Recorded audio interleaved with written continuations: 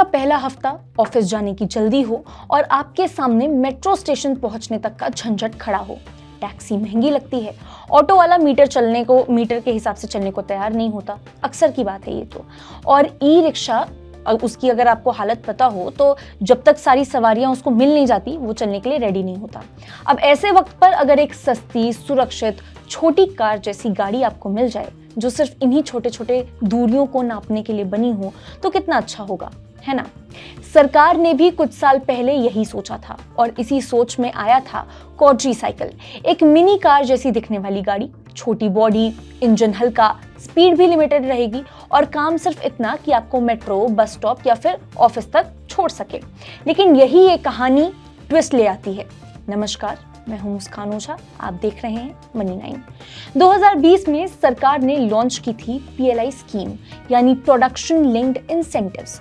आसान भाषा में कहें तो जितना ज्यादा भारत में प्रोडक्शन करोगे उतना ज्यादा पैसा सरकार से आप पाओगे।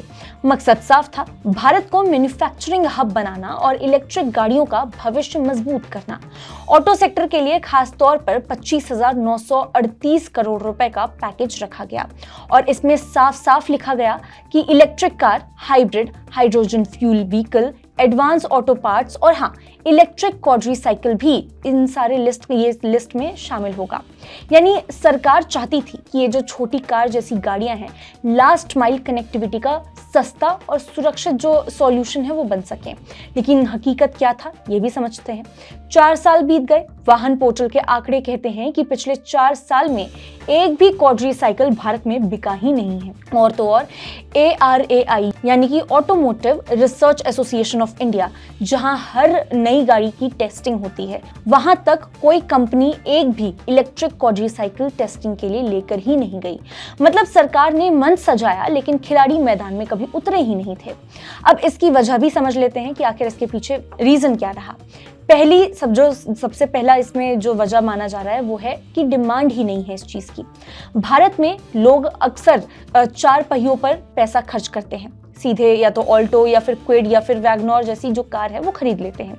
और अगर पब्लिक ट्रांसपोर्ट चाहिए तो ई रिक्शा और ऑटो रिक्शा जो है वो पहले से ही मार्केट पर काफी हद तक जो अपना कब्जा है वो जमाए बैठी हैं। दूसरी वजह भी देख लेते हैं। ARAI की जो सख्त शर्तें हैं वो PLI स्कीम का फायदा तभी मिलेगा जब गाड़ी में कम से कम 50% पार्ट्स भारत से बने होंगे। ये जो ARAI की जो शर्तें हैं उनमें से एक है। अब कंपनियां शायद इस मॉडल को लेकर के इतनी ज्यादा इन्वेस्टमेंट करने के मूड में फिलहाल नजर नहीं आ रही हैं। इसकी तीसरी वजह क्या है ये भी समझते हैं।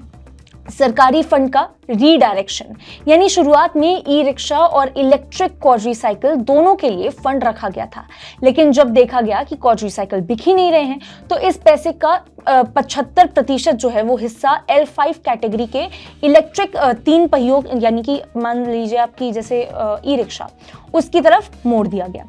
अब आगे बढ़ने से पहले हम यहाँ पे समझते हैं कि L5 जो हम कैटेगरी की जिसकी बात मैंने जस्ट अभी करी है वो होता क्या है। देखिए, भारत और दुनिया में गाड़ियों को कैटेगरीज में बांटा गया है, ठीक है। मान लीजिए कि जैसे इससे क्या होता है, ये तय किया जाता है कि कौन सी गाड़ी किस तरह की है या फिर उसके क्या नियम है, किस नियम के तहत वो रजिस्टर की गई है, किसके लिए क्या सब्सिडीज मिलेंगी आपको।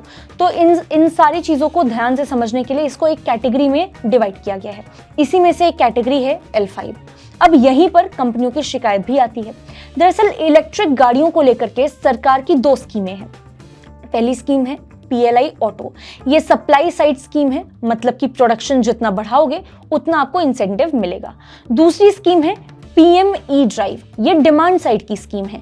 इसमें गाड़ी खरीदते वक्त ग्राहक को सीधे डिस्काउंट मिलता है और बाद में सरकार निर्माता को जो सब्सिडी होती है वो दे देती है। अब समस्या ये है कि दोनों स्कीम्स के नियम अलग अलग हैं। PLI में 50% लोकलाइजेशन कंपलसरी है। उसके अलावा जो PM E-ड्राइव है उसमें फेज मैन्युफैक्चरिंग प्रोग्राम के हिसाब से पार्ट्स इंपोर्ट करने और बाकी पार्ट्स को लोकल बनाने की अलग तरीके से जो लिस्ट है वो दी गई है।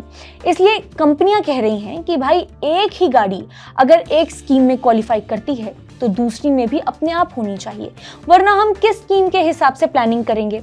ये भी उनका सवाल है। अब इसी का जो रिजल्ट है, जो नतीजा है, वो क्या निकलता है कि क्वाड्री साइकिल की जो कहानी है आज के डेट में, आज की तारीख में अगर देखा जाए तो सरकार ने इसे लास्ट माइल कनेक्टिविटी का गेम चेंजर माना था।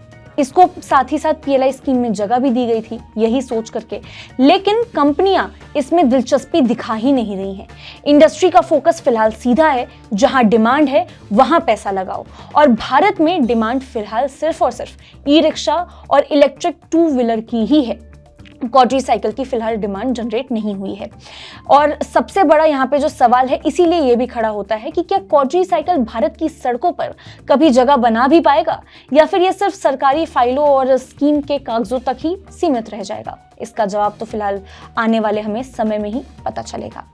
आज के लिए बस इतना ही। ऐसी ही और वीडियोस के लिए देखते रहिए मनी9।